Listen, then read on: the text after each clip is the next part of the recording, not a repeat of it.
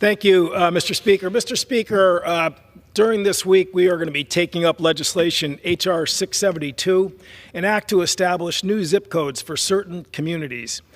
This measure is aimed at fixing problems in, as I said, about 8 communities all across the country where the post office's zip code allocation system just completely has fragmented these towns and cities because of the proliferation of zip codes that have occurred and been implemented in some of these towns. It is a bipartisan bill.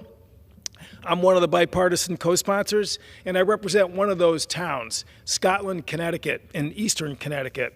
Scotland, Connecticut is a community that was established back in the 1700s. It was incorporated in the 1800s. It's a small town. The last census was 1,576 people. There's 625 residences in the town. And Mr. Speaker, it's almost hard to get people to believe me when I tell them this. It has 6 zip codes in a community with 1,500 people. It creates just havoc in terms of people, just doing their ordinary business through the post office. As the first selectman of the town of Scotland described in a letter to the Oversight Committee, due to the town's zip code configuration, Scotland residents face daily frustration with packages being misdelivered, service providers being unable to find their properties, and digital ordering or registration systems refusing to accept their address information. But the issue goes beyond inconvenience. People have paid taxes to the wrong town, sent their children to wrong schools. Town party committees and voluntary associations cannot effectively reach residents by mail. Public health statistics seriously understate the burden of disease in our town, and other survey data also misrepresent us.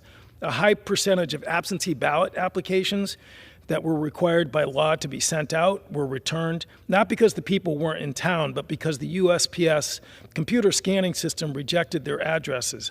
This situation is clearly damaging to us individually and as a community.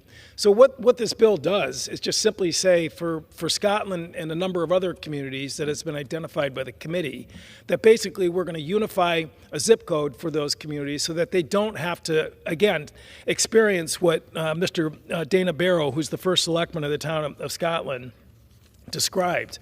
Last night, the post office actually sent out a letter of opposition to the bill to all the members of the House chamber, and they actually had the nerve to say that the passage of this bill would significantly degrade mail service in the affected communities. Mr. Speaker, it is hard to imagine how for the people of the town of Scotland, their mail service could be any worse than the situation that exists today, where they have 6 zip codes for a population of 1,500 people. Luckily, we have members of Congress like Mario Diaz-Balart from Florida, who chairs the committee who's bringing the bill out later this week, who has the common sense to understand that getting the post office to get their act together and to go into a very finite, manageable number of communities and aggregate the zip codes so that people, again, can get the service which they rely on. I am a strong supporter of the post office. It's in the Constitution. It's mandated that we have a postal service in this country. People depend on it to get their medications, to get important documents, to get paid, their Social Security monthly payments.